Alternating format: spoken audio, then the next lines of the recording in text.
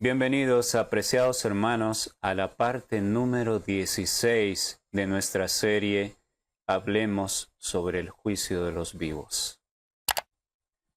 Gracias al Señor por una oportunidad más de predicar su palabra. Espero puedan estar bien por la gracia de Dios y que el Señor pueda seguirles guiando en el conocimiento de su verdad solemne para esta hora.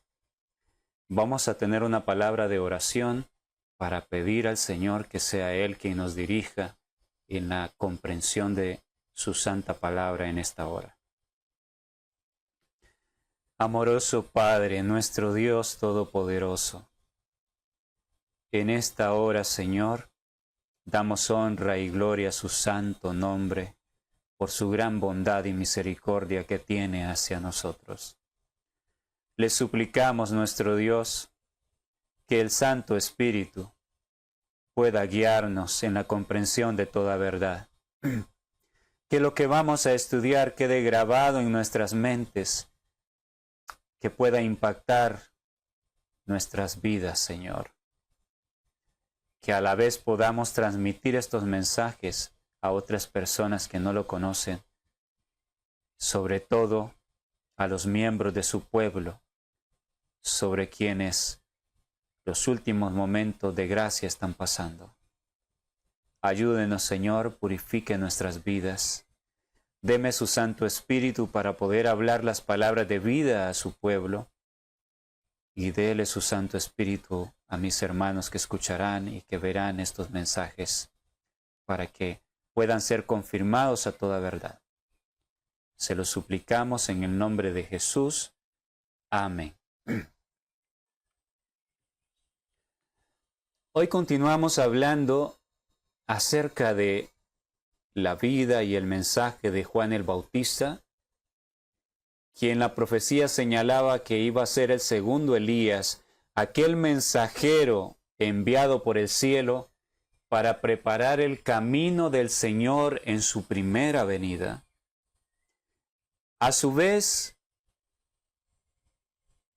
Juan el Bautista como segundo Elías representa a aquellos que formarán el tercer Elías, que preparan el camino para la segunda venida del Señor, o sea, nuestro tiempo. El remanente que dará el último mensaje del cual nosotros queremos formar parte. Pero es de vital importancia entender de qué manera Juan el Bautista fue preparado para dar este mensaje. Porque como Dios no cambia y Dios actúa de la misma manera siempre, indudablemente que los métodos que Él utilizó para preparar a Juan el Bautista es el mismo método que Él utilizaría para preparar a los mensajeros finales de la historia de esta tierra. Y si usted y yo queremos formar parte, ser de esos mensajeros, ser parte del tercer Elías, pues hoy vamos a aprender un poco más cómo lograr esto, cómo dejar que Dios trabaje en nuestras vidas para que se logre esto. Vamos a ir a nuestra presentación.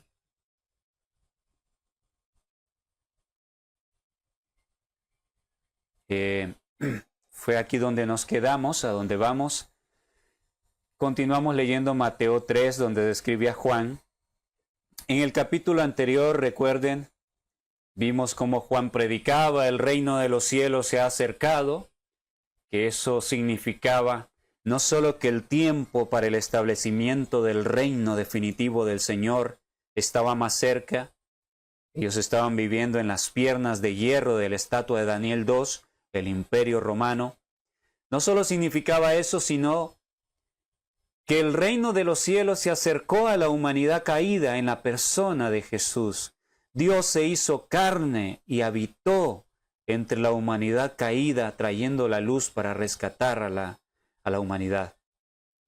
También era la última oportunidad para el pueblo que, teniendo gran luz, había rechazado al Señor y se estaba alejando cada vez más. Como en Daniel capítulo 9, versículo 24 se decía que las 70 semanas era el tiempo para que el pueblo terminara con la prevaricación, y prevaricar es hacer algo malo a sabiendas de que está mal, incumplir la ley de Dios a sabiendas, terminar con el pecado, hacer o que ocurriera la expiación gracias al sacrificio que el Hijo de Dios iba a realizar, y traer la justicia perdurable, que es la perfección, andar en el camino de obediencia a la ley de Dios. Ustedes pueden repasar que en Daniel 9:24 se decía eso en un claro lenguaje de juicio, porque ¿quién me podría negar que no fue una época de juicio? Esa semana de 7 años era la semana 70 y eran los últimos 7 años de oportunidad para el pueblo elegido. La gracia estaba a punto de cerrarse. Era un momento de juicio. Estaban siendo juzgados en vida. Era un juicio de los vivos. Es impresionante. Juan era un mensajero de juicio. Fue enviado en el momento del juicio del pueblo. Y hermanos queridos, este mensaje, si nosotros queremos formar parte del Elías final, este mensaje que daremos al mundo, antes debe llegar a nuestra vida, hacer un impacto en nuestra vida, una reforma, motivar una reforma, comprenderlo en lo profundo de nuestro corazón, porque nadie va a dar al mundo lo que no tiene. Recordamos brevemente cómo fuimos a Isaías 40, la profecía que anunciaba el aparecimiento del mensajero que prepararía el camino para la venida del Señor. Su primera venida, pero también apunta a su segunda venida. Y hablábamos que el mensaje que Juan daba llamaba a la reflexión al pueblo acerca de la fragilidad de la vida, de que somos como hierba. La vida es breve como el tiempo de vida de una hierba. Morimos rápidamente, tenemos que despedirnos de los seres que amamos. Somos una raza con graves problemas.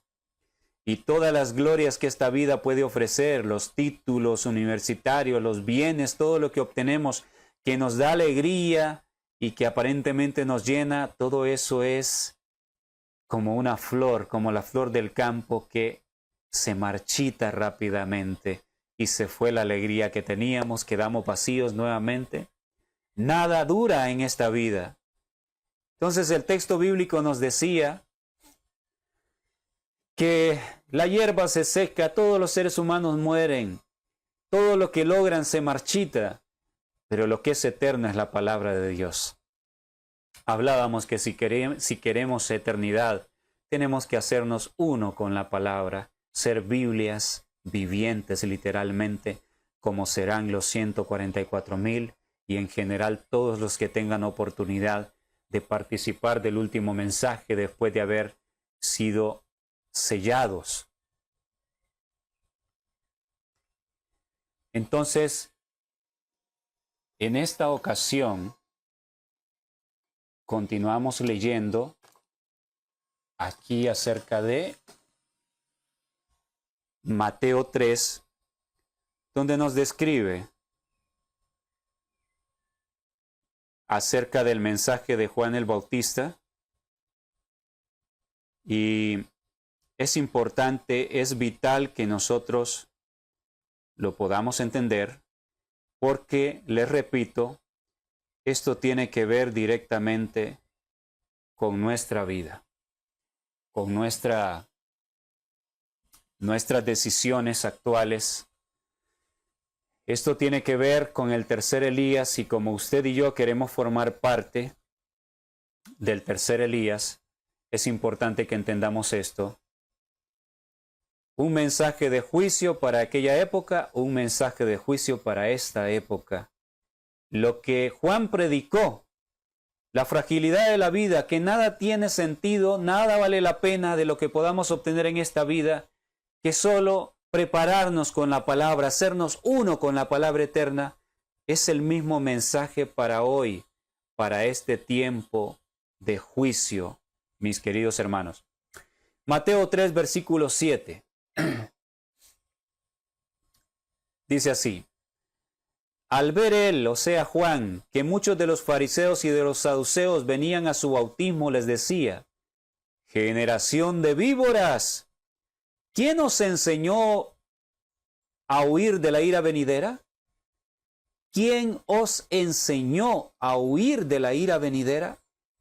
¿Qué significa esa pregunta? Esas palabras que Juan les decía a los grandes líderes de aquella época, a los teólogos, los fariseos y los saduceos. Estaríamos hablando de los grandes líderes de la iglesia elegida hoy en día, del adventismo. Y el mensaje de este hombre que proclamaba un mensaje de juicio es: ¿quién les enseñó a ustedes a huir de la ira venidera? ¿De cuál ira? Sabíamos que las nubes de juicio estaban acumulándose, o sabemos que las nubes de juicio, de castigo, estaban acumulándose sobre aquella generación que había dado la espalda a Dios después de tanta bendición. Y Juan les decía en el versículo 8: haced pues frutos dignos de arrepentimiento. Evidentemente, si Juan les reprochaba esto, es porque estos hombres no mostraban ningún signo de estar en verdad arrepentidos por la vida que llevaban. ¿Qué clase de vida llevaban estos hombres, mis apreciados hermanos? ¿Qué clase de vida llevaban? Una vida doble, o una vida realmente con los dos pies puestos en la mundanalidad, pero simplemente una fina capa, una vestidura fina que disimulaba la vida completamente mundana que ellos vivían. Sabemos por lo que dice la palabra inspirada que estos hombres participaban de los pecados comunes y eran unos ladrones, unos malhechores. Hacían negocio en el templo. ¿Cuál era el interés de ellos? ¿Eran las almas que estaban pereciendo? No. Dinero. Hacer dinero. Hacían tremendos negocios vendiendo los animales en el templo. De tal manera que el Señor Jesús se indignó tanto que cuando derribó todo aquello dijo: mi casa es casa de oración, pero ustedes la han convertido en cueva de ladrones. Cueva de ladrones. ¿Quiénes eran los ladrones? No eran la gente humilde que en verdad se sentían vacíos y buscaban a Dios, como el publicano del relato que el Señor contó. Eran los orgullosos fariseos y los saduceos, los grandes líderes, cuya intención primordial era hacer dinero. Habían perdido el camino, se habían extraviado. Entonces, viviendo esa vida, sin embargo, ellos se creían santos, eran respetados por el pueblo. Muchos les admiraban y les hacían reverencia cuando ellos pasaban por un lugar. Y entonces por eso Juan, conociendo todo esto, les reprocha y les dice: ¿quién les enseñó a ustedes que viviendo como viven es la manera de huir de la ira venidera? La ira venidera, como ya lo mencioné, esto se estaba acumulando sobre el pueblo y esta ira al final vino. Sabemos lo que sucedió el año 70 con la destrucción de Jerusalén, la gran matanza. Y antes de eso, los momentos horribles que pasaron encerrados en el sitio de Jerusalén, donde se comieron a los propios hijos. Escenas horribles, se mataban entre ellos. Esto se pudo evitar. De hecho, por eso en la profecía de Daniel hablaba: 70 semanas están destinadas para tu pueblo, para que acaben con el pecado. Es la oportunidad, y les fue enviado el mismo Hijo de Dios. El Dios eterno en forma humana vino a revelar el amor de Dios para que fueran conmovidos y el pueblo pudo haberse arrepentido y esto no hubiese sucedido, la gran matanza. Sin embargo, hicieron caso omiso y arrastraron a gran parte del pueblo hacia la destrucción. La historia, hoy en día, mis amados hermanitos, no es distinta. Eclesiastés 1:9 dice, ¿qué es lo que acontece hoy en día? ¿O qué es lo que fue? Lo mismo que será. Y no hay nada nuevo debajo del sol. En el capítulo 3 hay otro versículo, no lo recuerdo ahora, pero también menciona lo mismo. Lo que ha sucedido es lo mismo que ya fue en siglos pasados. La historia se repite continuamente. Por eso es que encontramos en la Biblia, encontramos los relatos de la antigüedad que han sido dejados para nuestra lección, para nuestro aprendizaje, como advertencia para nosotros, como dice Romanos 15:4, lo que antes se escribió para nuestra enseñanza, amonestación, se escribió. Precisamente porque todo se repite. Ya hemos estudiado que lo que va a suceder está escrito en la historia. Entonces hoy en día, tal como antes, como lo fue en el tiempo de aquel pueblo elegido, la iglesia, el templo del Señor, ha sido convertido en un lugar de negocio, donde el interés primordial es hacer dinero. No es la salvación de las almas. No es promover la santidad como Dios lo pide de sus hijos. Nada de eso. Hace unos años en un folleto de escuela sabática, aquí en Honduras por lo menos, yo creo que es el mismo, en todos lados, y lo que no estoy seguro es si la publicidad viene siendo la misma. Pero salieron unos anuncios de venta de cuadernos, de útiles escolares para los niños que estaban a punto de entrar a la escuela. Entonces, resulta que ahora, para comprarle los útiles a tus hijos, te estaban invitando que ya no fueras a las tiendas tradicionales, sino que la misma iglesia te estaba vendiendo los útiles. Ve y gasta tu dinero a la iglesia, que las ganancias queden a la iglesia. Bueno, al decir la iglesia no es las congregaciones, sino a la asociación que maneja la casa publicadora. Entonces, aquello me chocó tanto porque anuncios de cuadernos, que lapiceros, todo es hacer negocio y ahora tienes que comprarte un montón de broches para ponerte las distinciones, ganártelos, y te los ganas y tienes que comprarlos, y ahora es venta de todo. Los seminarios te cobran para que entres a los seminarios, supuestamente para prepararte. Cuando los diezmos y ofrendas, la palabra de Dios dice que es para que haya alimento en su casa.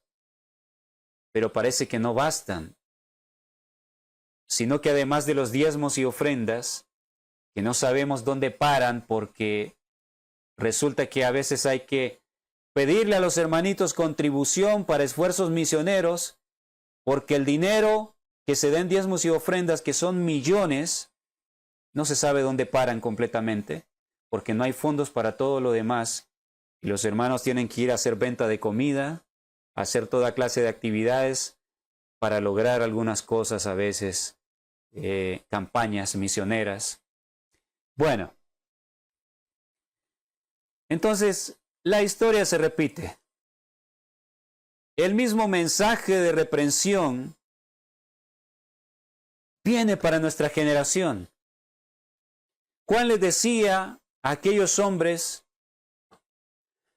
¿quién les ha enseñado a ustedes que viviendo de esta manera como ustedes viven, con todas las cosas que hacen, Esta es la manera de huir de la ira venidera. ¿Quién les enseñó a ustedes? Díganme, ¿de dónde recibieron esa instrucción? Porque en la palabra no está. Con autoridad de la palabra, puedo dar este mensaje en este último tiempo, como Juan lo dio. Todo mensajero de Dios lo puede dar en esta hora y podemos decir a nuestros líderes, ¿quién les ha enseñado a ustedes que estos métodos que están utilizando en la iglesia del Señor es la manera de huir de la ira venidera? ¿Quién les ha enseñado que llevar música diabólica a las reuniones de jóvenes, los congresos y camporís, música satánica, esa es la manera de huir de la ira venidera? ¿Quién les instruyó a ustedes que el ecumenismo, uniéndose con los enemigos de la verdad de Dios, con el mismo hijo de perdición, es el método para huir de la ira venidera? ¿Quién les ha instruido? Porque no hay nada de eso en la palabra. No hay nada absolutamente. La gran mundanalidad en la iglesia, el no enseñar al pueblo a vestirse adecuadamente, en enseñarles a ser licenciosos, viste como quieras. En Estados Unidos y en otros países, las damas usan aretes ya. Las uñas están pintadas de las damas. ¿Lo vieron en el Congreso de la Asociación General? Ya mucha gente no le gusta esto. Ahí estás criticando. Deja de juzgar.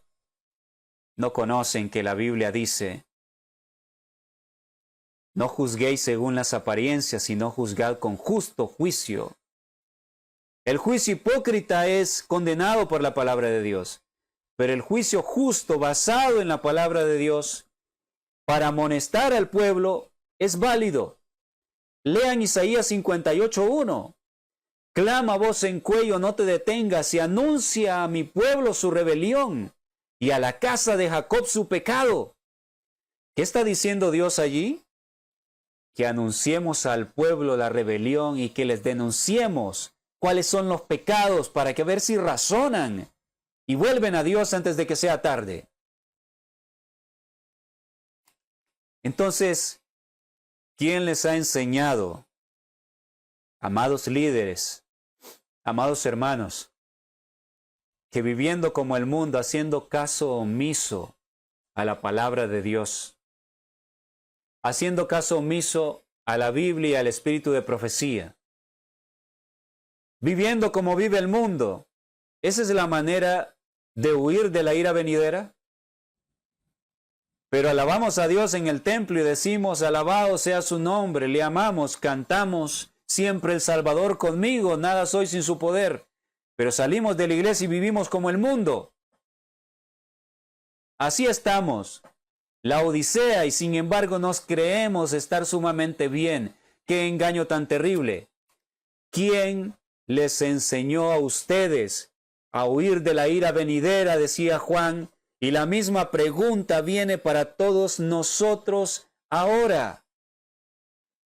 Jugando a la iglesia, viviendo, podría decir, con un pie en el mundo y un pie en la iglesia, pero estamos en tal gravedad de situación, mis hermanos, que ahora se está viviendo prácticamente con los dos pies en el mundo y simplemente con un manto encima que tapa la manera en que se vive mundanal completamente. Juan decía, haced frutos dignos de arrepentimiento. ¿Cuáles son los frutos dignos de arrepentimiento? Cuando el Espíritu Santo toca nuestro corazón, ocurre lo que la palabra inspirada dice, un reavivamiento. Reavivamiento es un despertar de la muerte espiritual. Cuando escuchas un mensaje y te estremece y dices, wow, mi vida está mal. No me había dado cuenta, pero este mensaje me ha ayudado. El Espíritu Santo está tocando tu corazón. Pero si te quedas hasta allí y sigues viviendo como has vivido, no estás haciendo frutos dignos de arrepentimiento. Pero el que ha sido tocado por la palabra, ha sido amonestado por la palabra y está abriendo su corazón, Señor, perdóname. Yo he estado ofendiendo tu nombre, la manera como me he estado vistiendo. No quiero hacerlo más. Quiero vestirme como se viste un cristiano, como se viste una mujer cristiana. Hablando para las damas, esta es la manera en que deben reaccionar. Señor, perdón. Ahora entiendo por qué mi salud está tan deteriorada. He estado comiendo cosas que dañan mi vida. A pesar de que lo sabía, pero ahora tu espíritu a través de tu palabra o el mensaje que he escuchado me ha hecho entender. No quiero, mi Señor, seguir comiendo de la misma manera. Y te arrodillas y dices, Señor, fue la última vez que comí carnes, que comí lácteos, voy a comer sanamente, ayúdeme. Frutos dignos de arrepentimiento. Señor, perdón porque con mis ojos he estado viendo cosas que no debía ver. ¡Qué vergüenza! Pero el Espíritu Santo me ha tocado. Señor, quiero hacer las cosas distintas. Y agarras todas aquellas cosas, discos con películas o los pendrive, las memorias USB, donde guardabas las series y novelas, películas de terror que son puerta abierta a los demonios para que invadan tu hogar. O todos aquellos dispositivos donde guardas la música de reggaetón. Y borras todo eso, acabas con ello. El Señor no va a venir a hacer por ti lo que tú puedes hacer por ti mismo. El Señor no va a venir a botar los discos de reggaetón, de música basura, demoníaca. Es tu trabajo, es tu deber hacerlo.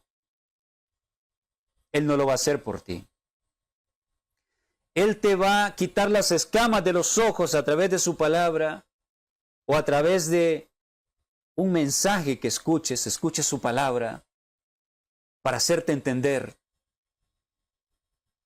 Pero seguido al reavivamiento debe venir la reforma y la reforma es tu trabajo, es tu decisión. Frutos dignos de arrepentimiento. ¿Sabes lo que sucede si no se muestran los frutos dignos de arrepentimiento? Sencillamente el reavivamiento se va a apagar y volverás a lo mismo. Pero Dios está tratando de salvarte en este momento supremo.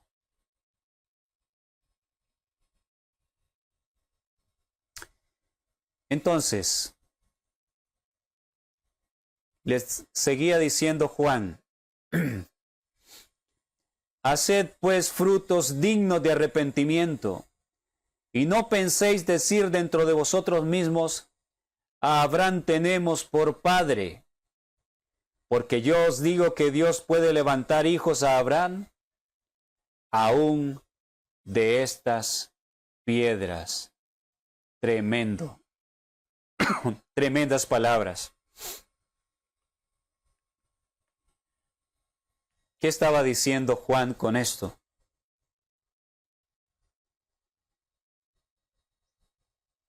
Y no penséis decir dentro de vosotros mismos a Abraham tenemos por padre.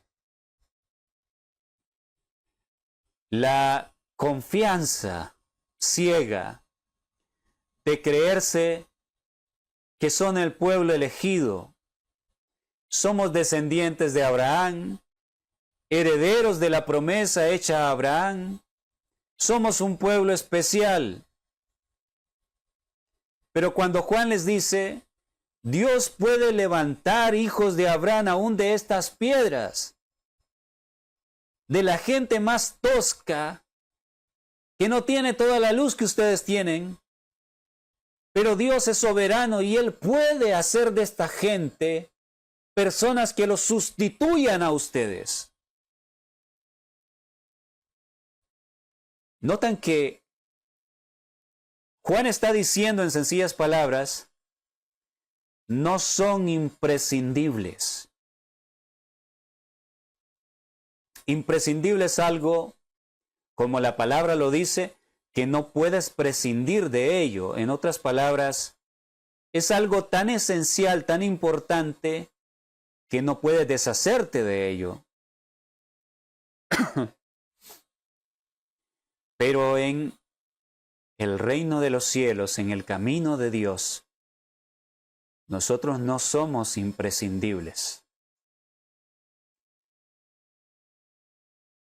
Como poseedores, como personas a las cuales se nos ha confiado la gran verdad de Dios. No somos imprescindibles. Sencillamente porque si uno de nosotros, los que predicamos este mensaje, Dios no lo permita, pero como ha sucedido en otros tiempos, algunos han apostatado y se han apartado, ¿el mensaje se va a detener? ¿O porque algún predicador o este servidor ya no estemos, entonces el mensaje se detuvo? No. Dios va a levantar otra persona o va a levantar otras personas. Y capaz que utilice hasta una persona iletrada llena del Espíritu de Dios, tendrá un mensaje más poderoso que alguien que estudió, pero que es un orgulloso soberbio que le ha dado la espalda a Dios. No somos imprescindibles desde este enfoque. Claro, en el corazón de Dios somos sumamente importantes. Él no quiere que nos perdamos. Pero si fallamos en el trabajo como pueblo elegido, el mismo mensaje es para nosotros hoy en día. No piensen que porque recibieron verdad, entonces, bueno, Dios se va a hacer de la vista larga y va a pasar por alto las sinvergüenzadas que se hacen. Las grandes herejías que se predican en los templos adventistas.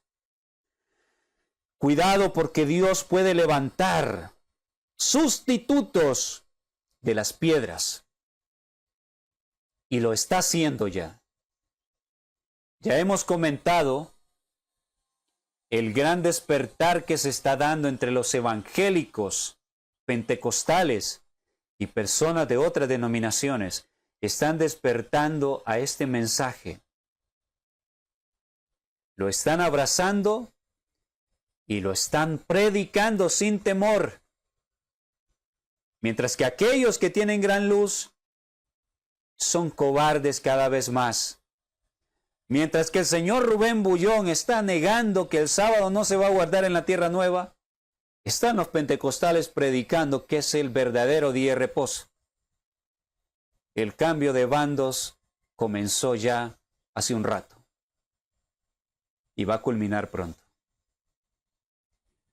Entonces entendemos este mensaje de juicio que Juan el Bautista estaba dando. No piensen que son especiales solo porque son descendientes de Abraham. No, Dios puede levantar otras personas para sustituirlos. Y el mensaje es para los adventistas hoy en día, para todos nosotros. Versículo 10. Y ya también el hacha está puesta a la raíz de los árboles. Por tanto, todo árbol que no da buen fruto es cortado y echado en el fuego. Esto es muy interesante. queridos hermanos.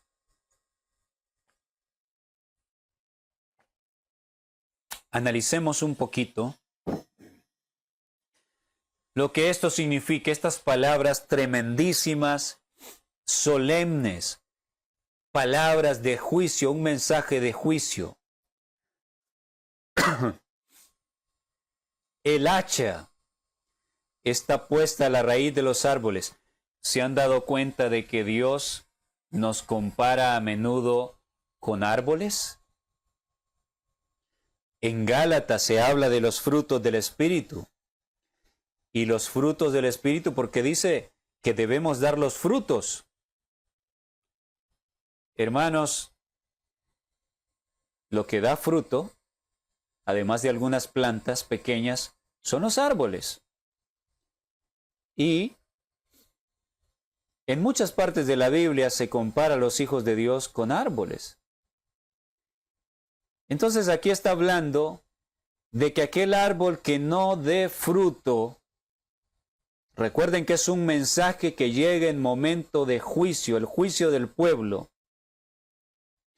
El árbol que no está dando fruto, el hacha está puesta a la raíz. Si usted le toca la raíz a un árbol, lo corta por la raíz, ¿qué va a pasar, hermano? Se muere y no hay vuelta atrás. Salvo raras excepciones. Pero por lo general, cuando usted corta un árbol de raíz, hasta allí llegó. Los restos que quedan se pudren. Se murió. Se acabó el árbol. Si Juan el Bautista le estaba diciendo a los líderes de aquella época, a los líderes del pueblo, hagan frutos dignos de arrepentimiento porque ustedes están equivocados, están viviendo sus vidas creyendo que de esta manera van a escapar de la destrucción. Hagan frutos dignos de arrepentimiento. No se confíen que porque son el pueblo elegido, no, Dios puede levantar gente para que los sustituya y va a ocupar sus puestos. El Señor Jesús dijo esto, que el reino de los cielos les sería quitado a ellos y les sería dado a otras personas. ¿Recuerdan? Es lo que al final sucedió. El hacha está puesta a la raíz de los árboles. Los árboles son ustedes. No dan fruto. Juan no les acababa de decir. Haced frutos dignos de arrepentimiento. Pero no se veían frutos en sus vidas. Y como no hay fruto, si termina el tiempo de gracia y todavía no se refleja un fruto en ustedes, el hacha está lista para que sean cortados. Y bueno, lo que no sirve, el hacha está puesta a la raíz de los árboles, por tanto, todo árbol que no da buen fruto es cortado y echado en el fuego. Que no da los frutos de Dios de justicia, se pueden dar malos frutos, llenos de gusanos, frutos que no son comestibles. O las plantas malas dan frutos que no se pueden comer. Entonces, esto es como dando un ultimátum, como poniendo un ultimátum. ¿Entienden? Ya el momento en que la paciencia de Dios para su pueblo, la gran misericordia que Él ha extendido, está por acabar. Ya está lista el hacha. Si no se presentan frutos, el árbol que no dé fruto va a ser cortado. Se acabó, no hay vuelta atrás. Este mensaje debe resonar en los oídos de los adventistas hoy en día. Yo les digo en el nombre de Dios, el hacha está puesta a la raíz de los árboles de cada adventista del séptimo día. Todo adventista que no dé fruto será cortado. Y vendrá otro a ocupar su lugar. Esa es la realidad. Porque el tiempo de gracia está a punto de culminar por el pueblo elegido, tal como ocurrió en antaño.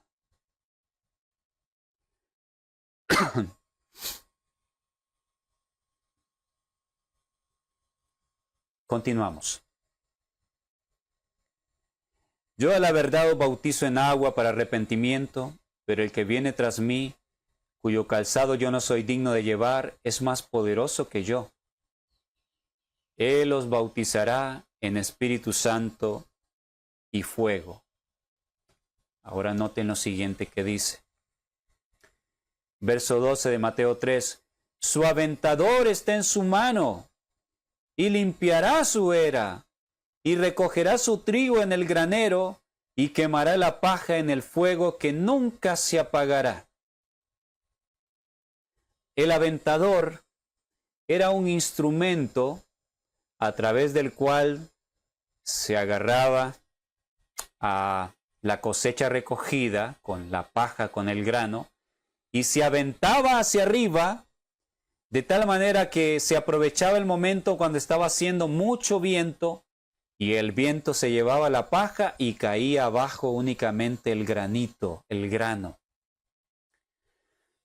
Esto es un mensaje de juicio, hermanos queridos, y el mismo mensaje es para esta generación, para este preciso momento que estamos viviendo. Dios tiene el aventador en su mano. Hay un zarandeo en este momento.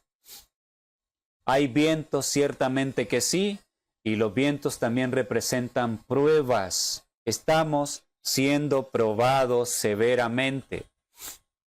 Las pruebas, las aflicciones se van a llevar a aquellos que son simple paja, que no han abierto su corazón plenamente al Señor, y quedará únicamente el grano genuino. El aventador está en su mano y limpiará su era. La era era el lugar preparado para que el grano cayera y donde ocurría la limpieza. Tiene que quedar limpia la iglesia del Señor. Su era, la iglesia sería su era, tiene que quedar completamente limpia. Él está limpiando a su iglesia. Y su iglesia no es una organización religiosa. Su iglesia es la que se conforma por los fieles que mantienen el mensaje que Él dio, que lo proclaman y se esfuerzan por vivirlo. Limpiará su era y recogerá su trigo en el granero y quemará la paja en el fuego que nunca se apagará. La paja son aquellos que simulaban ser genuinos, pero en el zarandeo y en la culminación del zarandeo con la gran aflicción se ve de qué estaban hechos y son quemados el gran día del juicio. Y lo mismo se dijo de los árboles que no sirven y que son cortados y echados al fuego. ¿Notan? Un tremendo mensaje de juicio. El manuscrito 112 de 1901. La sierva del Señor escribió: Dios ha tenido sus instrumentos para que llevaran adelante su obra en cada etapa de la historia de esta tierra, la cual debe ser hecha en la forma que Él determina.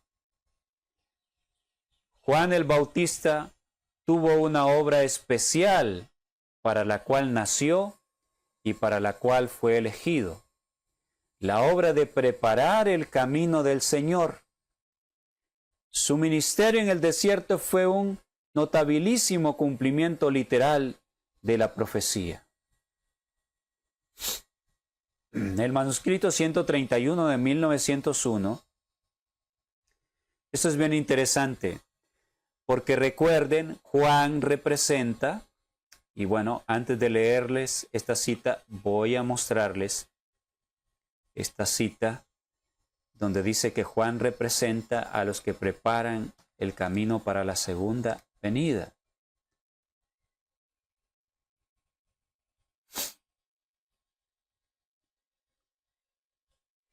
Aquí la tenemos. Joyas de los Testimonios, tomo 3, página 141.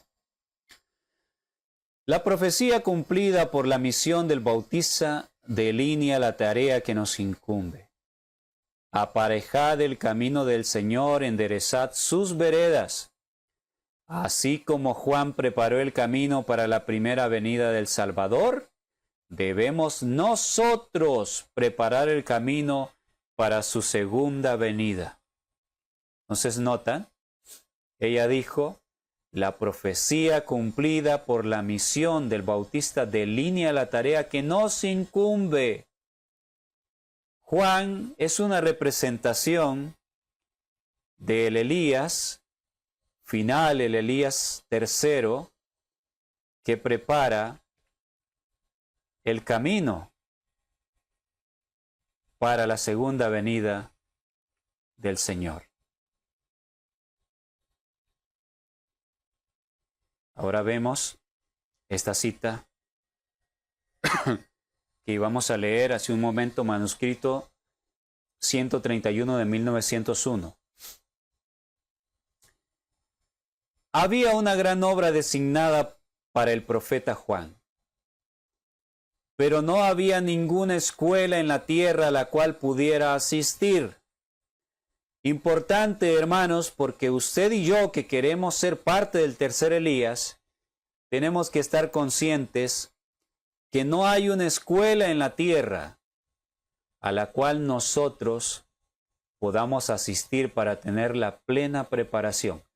Hablando de escuelas establecidas por seres humanos,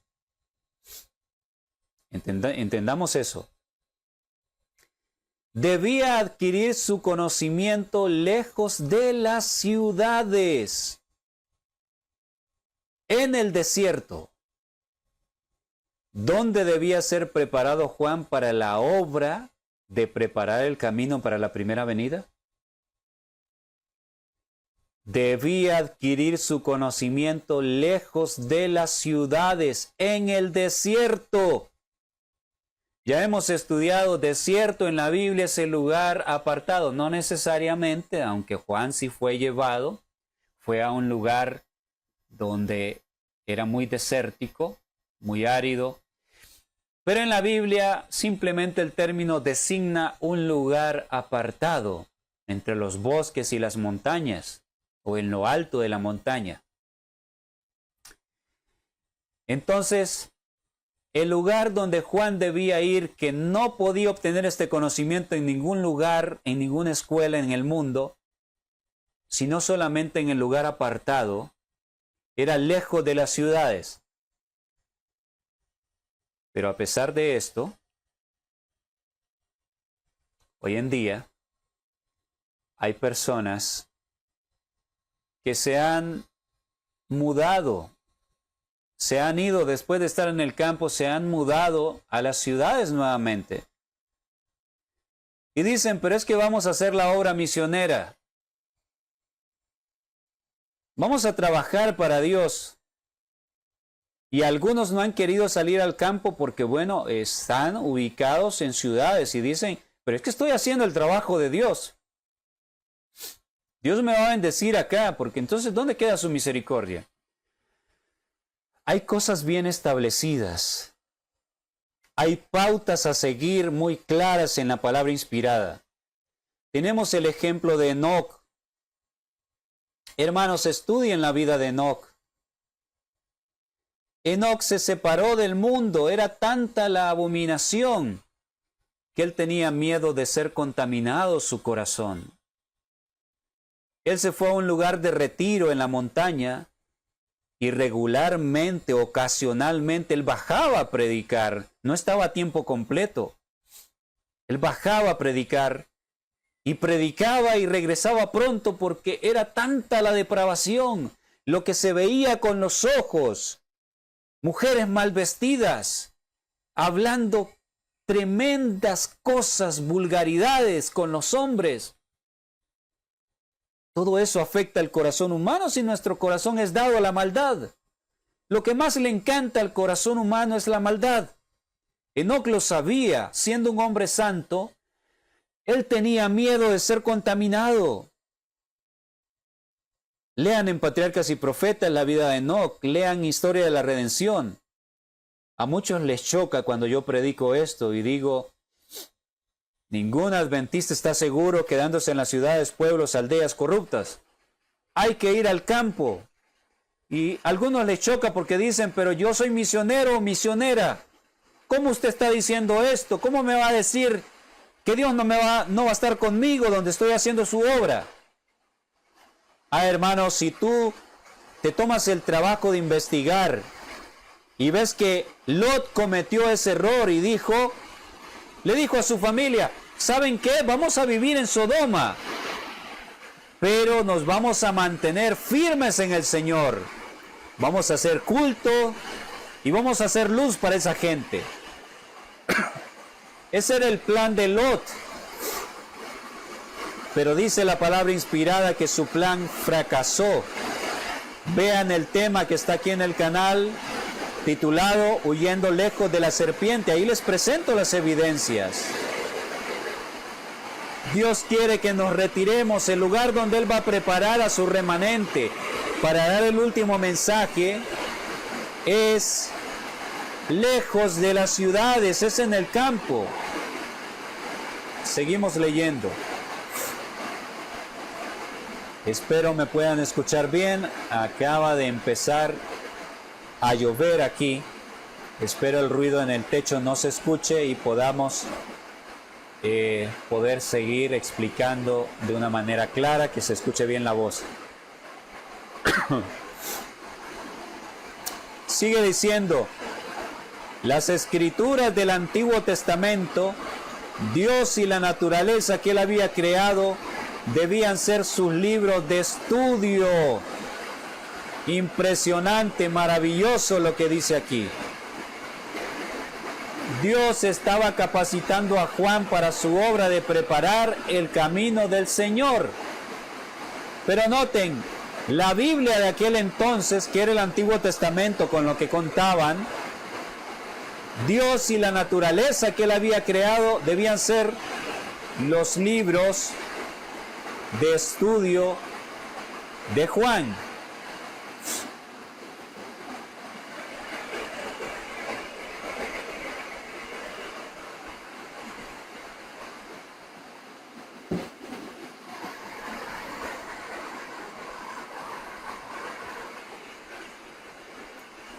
Nada supera a este libro como libro de texto para prepararte.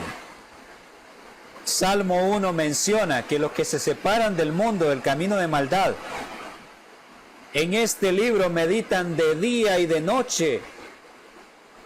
Es lo que les lleva a conocer a Dios.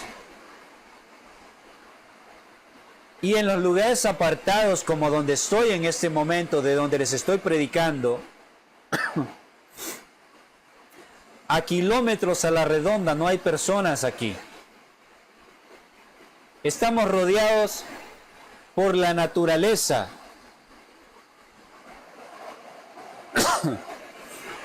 La hermosa naturaleza de Dios. Aquí vemos aves de todos colores. Meditamos en las flores, los hermosos árboles, los cielos estrellados. Es un enorme libro de texto que me habla del amor del Creador. El estudio de la Biblia y el espíritu de profecía combinado con la naturaleza, estos son los libros de texto que nos preparan para dar el último mensaje. Queridos hermanos,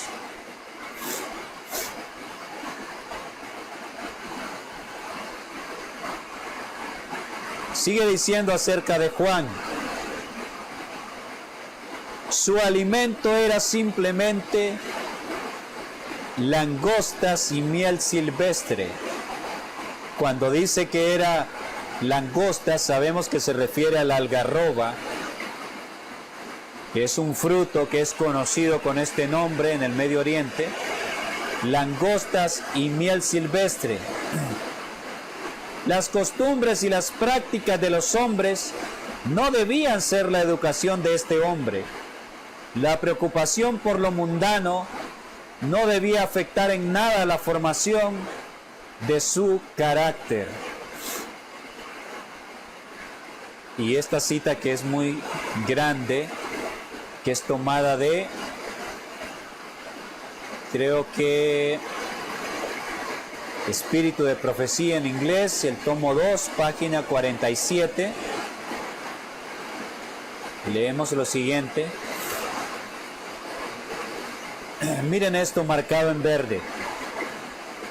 Juan no se sentía suficientemente fuerte para soportar la gran presión de la tentación que encontraría en la sociedad. Eso es lo que yo les decía. Lo mismo pasaba con Enoc. Juan también lo veía de esta manera, que era un gran riesgo. Él temía ser contaminado su corazón, por eso se apartó para que Dios le preparara en el lugar retirado. Pero parece que los adventistas hoy en día sí creemos que nosotros podemos resistir la gran inmoralidad y tentaciones, la gran depravación que hay en el mundo. Y nos hemos ido a instalar a las ciudades, pueblos, creyendo que porque estamos haciendo la obra de Dios vamos a ser guardados de la iniquidad. No será así. Hay que apartarnos para que Dios termine la obra en nuestro corazón y lleguemos a odiar el mal.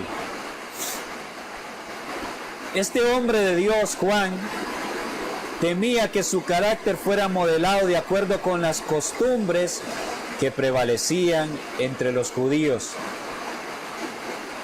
Y escogió el desierto como su escuela, en la cual su mente podía ser debidamente educada y disciplinada por el gran libro de Dios.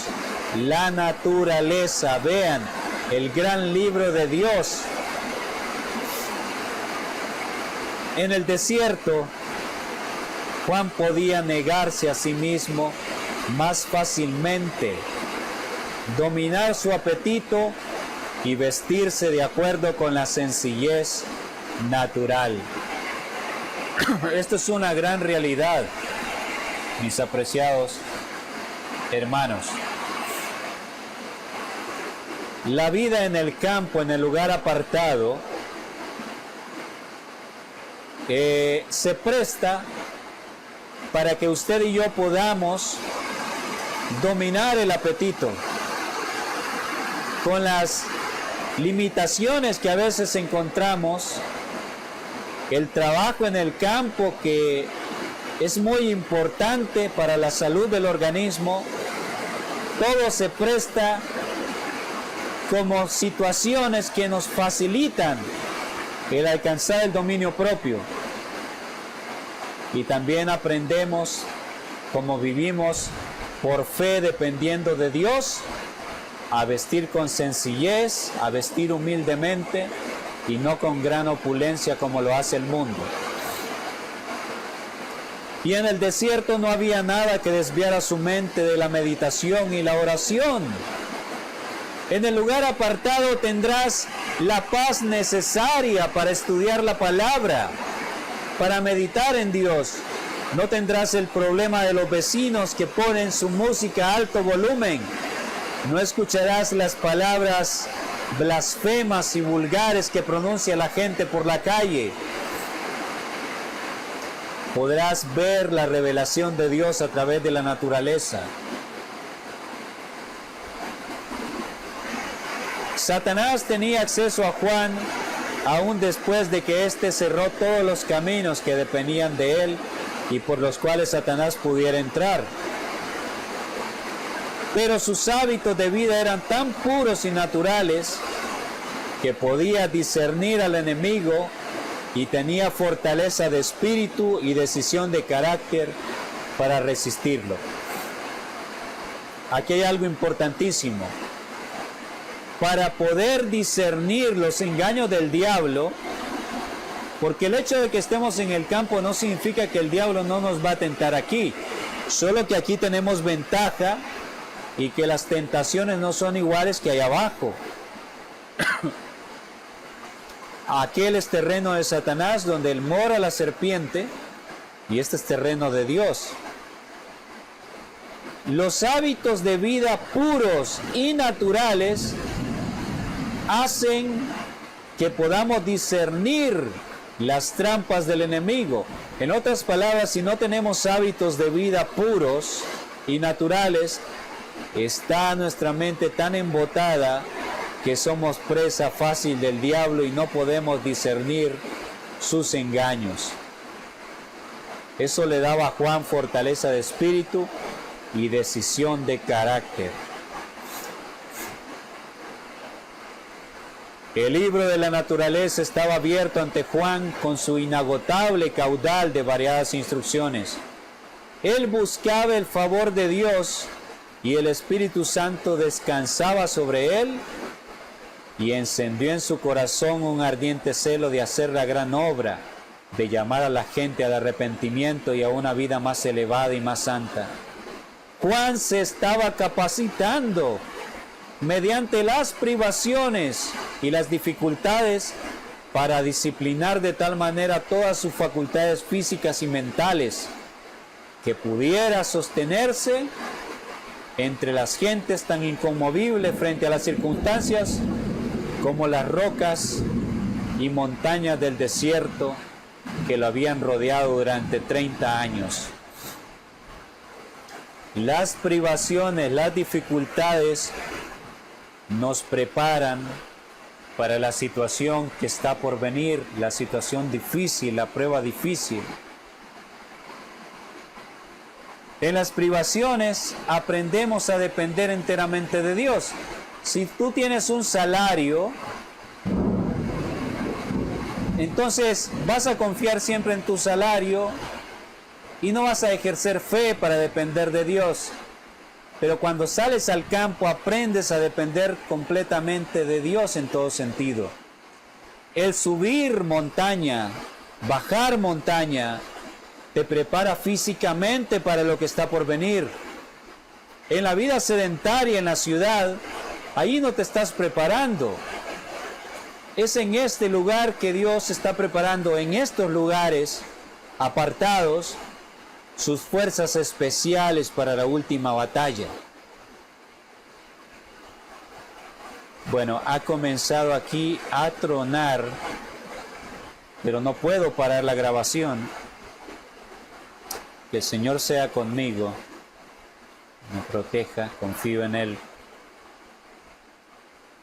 Esta cita ya la leímos, como Juan representa al último Elías, que preparará el camino para la segunda venida. Y bueno, antes de entrar a este detalle,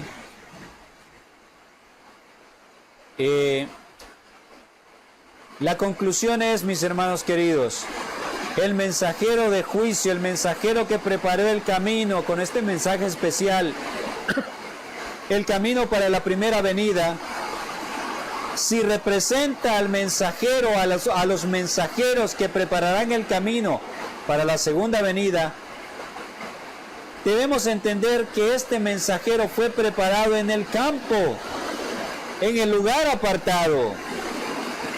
De igual manera, los que darán el fuerte pregón son preparados en el campo. Ningún adventista que se quede en las ciudades formará parte del fuerte pregón. Es más, se los digo una vez más, ya se los he dicho anteriormente, salvo las personas que Dios tiene un propósito especial para ellos porque no pueden salir al campo por enfermedad, porque son ya de avanzada edad, salvo esas excepciones, los adventistas que sí pueden, pero por rebeldía no quieren salir, no quieren dejar la comodidad, les digo que ningún adventista permanecerá fiel, todos retrocederán y van a caer en la apostasía si no salen del campo. La depravación, si no salen al campo, la depravación es tan fuerte en las ciudades que el torrente de iniquidad los va a contaminar. Esto está escrito. Si queremos formar parte del último Elías, hay que salir al campo donde Dios prepara a sus hijos, los está preparando.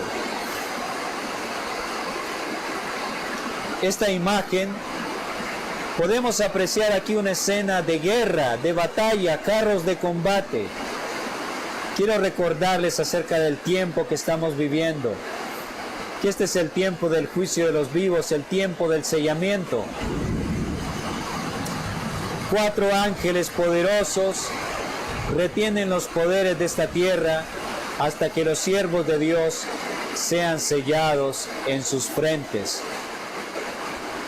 Las naciones del mundo, en ese momento en que los vientos se mandan a parar para que los hijos de Dios sean sellados, las naciones del mundo estarán ávidas por combatir, pero son contenidas por los ángeles. Este momento ha llegado, hermanos míos. En los temas anteriores les he presentado noticias de cómo Europa se está preparando para la guerra. China, Rusia, las potencias del mundo se están preparando para la guerra. Japón ha renunciado al pacifismo, Japón, para prepararse para la guerra. Naciones que nunca fueron con un espíritu bélico, como Suiza, que siempre fue neutral, Suecia, están armándose para la guerra. Esa es una señal de que el momento del tiempo del sellamiento ha llegado. Y el momento del tiempo del sellamiento es el momento del juicio por los vivos, mis queridos hermanos. Son tantas las evidencias de que el juicio por los vivos ha comenzado.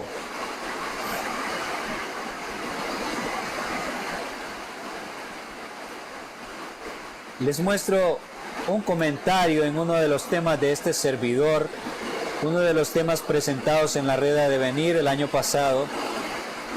Este hermano, entre varios comentarios que puso, escribió este: ¿cuál es su autoridad, Biblia y espíritu de profecía, para afirmar que ya comenzó el juicio de los vivos? Si es una cita de 1888, porque yo presenté citas de 1888, no una sino 2, dice él, si es una cita de 1888, yo tengo 1000 citas con fechas de más adelante, donde confirma que no sabemos el momento que ocurrirá el juicio de los vivos. Lo interesante es que esta persona no presentó ninguna de esas citas allí en los comentarios. Y hubo algún hermano que le dijo, bueno, presente entonces las citas. No presentó ninguna. Pero es interesante que él dice, tengo citas de más adelante, de fechas posteriores a 1888, donde ella aseveró que no se sabe. Esto es interesante porque vamos a analizar tanto las citas de ella. Una de las citas más relevantes, o unas cuantas citas antes de 1888, donde ella aparentemente dijo no se sabe. Vamos a analizar por qué ella lo dijo, y las que escribió después de esta fecha, por qué lo dijo. Lo vamos a analizar probablemente en la siguiente parte, porque empezó a llover aquí, está tronando, y creo que voy a terminar esta parte aquí para continuar luego que pase la tormenta. Esta es una de las primeras citas que vamos a analizar. Lo haremos en detalle en la próxima parte, en la parte 17. Solemnes son las escenas de la obra final de expiación, incalculables son los intereses que éste involucra. El juicio se está llevando ahora adelante en el santuario celestial. Pronto, nadie sabe cuándo, les tocará ser juzgados a los vivos. Ella dijo, nadie sabe cuándo. Entonces de aquí se agarra el hermano que comentaba y muchos otros. Cuando escuchan que yo digo el juicio ha empezado, o si escuchan que alguien dice el juicio está por empezar, dicen, ¿cómo te atreves? La hermana White dijo que nadie sabe. Ella estaba diciendo aquí que ¿Nadie lo sabría? ¿Será que ella lo dijo porque nadie lo sabría nunca? ¿O es porque no tenía luz en ese momento en que lo dijo? Lo vamos a analizar en la siguiente parte. Espero poder subir a la misma vez las dos partes para que la puedan ver y no se lo pierdan. Vamos a terminar con una oración, esta parte 16, para luego continuar con la siguiente parte. Les invito a que tengamos una palabra de oración. Oh amante Dios, le damos gracias por este estudio. Hemos aprendido cómo usted preparó a su siervo Juan el Bautista para dar este solemne mensaje de juicio. Y de la misma manera usted quiere prepararnos hoy en día para dar este último mensaje al mundo. Es lejos de las ciudades, en el campo. Oh Señor, que este mensaje sirva de reflexión. Bendíganos, Padre eterno, confirma estas verdades en nuestras vidas y lleve este mensaje a todos sus hijos en esta hora solemne. Se lo rogamos en Cristo Jesús. Amén. Gracias, hermanitos, por vuestra atención. Ha comenzado a llover fuerte aquí, una tormenta eléctrica, y seguiremos entonces pronto en la parte número 17. Que Dios me los bendiga y les guarde.